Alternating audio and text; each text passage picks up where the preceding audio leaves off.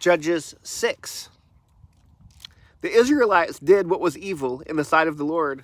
So the Lord handed them over to Midian 7 years, and they oppressed Israel. Because of Midian, the Israelites made hiding places for themselves in the mountains, caves, and strongholds. Whenever the Israelites planted crops, the Midianites, Amalekites, and Gideonites came and attacked them. They encamped against them and destroyed the produce of the land, even as far as Gaza. They left nothing for Israel to eat, as well as no sheep, ox, or donkey, for the Midianites came with their cattle and their tents like a great swarm of locusts. They and their camels were without number, and they entered the land to lay waste to it. So Israel became poverty-stricken because of Midian, and the Israelites cried out to the Lord. When the Israelites cried out to him because of Midian, the Lord sent a prophet to them. He said to them, "This is what the Lord, the God of Israel, says. I brought you out of Egypt and out of the place of slavery. I rescued you from the power of Egypt and the power of all who oppressed you. I drove them out before you and gave you their land.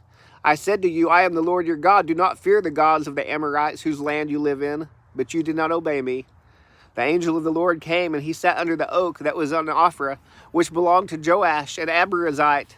His son Gideon was threshing wheat in the winepress in order to hide it from the Midianites. Then the angel of the Lord appeared to him and said, "The Lord is with you, valiant warrior." Gideon said to him, "Please, my Lord, if the Lord is with us, why has all this happened? And where are all his wonders that our fathers told us about?" They said, "Hasn't the Lord brought us out of Egypt? But now the Lord has abandoned us and handed us over to Midian." The Lord turned to him and said, "Go in the strength you have and deliver Israel from the grasp of Midian. I am sending you."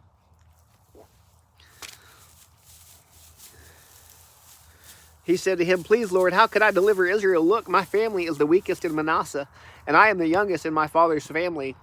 But I will be with you," the Lord said to him. "You will strike Midian down as if it were one man."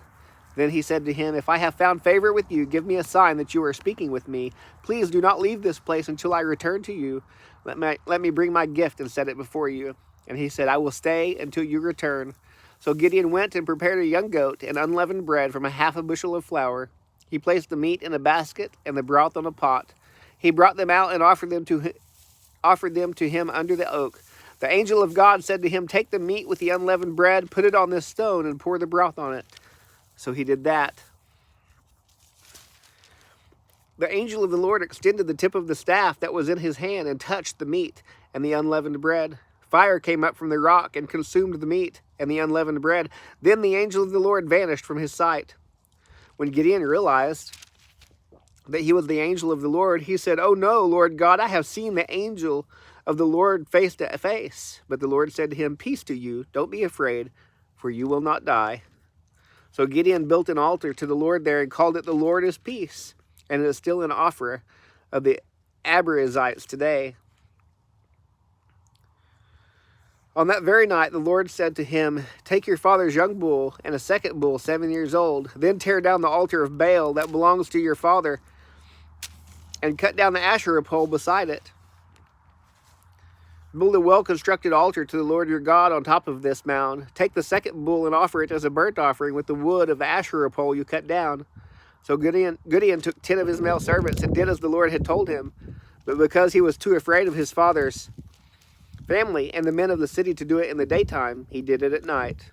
When the men of the city got up in the morning, they found Baal's altar torn down, the Asherah pole beside it cut down, and the second bull offered up on the altar that had been built. They said to each other, "Who did this?" After they made a thorough investigation, they said, "Gideon, son of Joash, did it."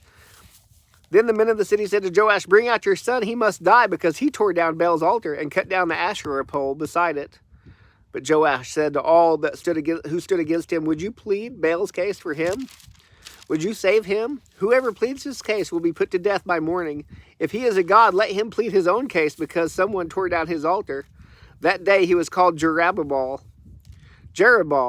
since Joash said, "Let Baal," Jerubbaal, since Joash said, "Let Baal contend with him," because he tore down his altar. All the Midianites, Amalekites, and the Gideonites gathered together, crossed over the Jordan, and camped in the Jezreel valley.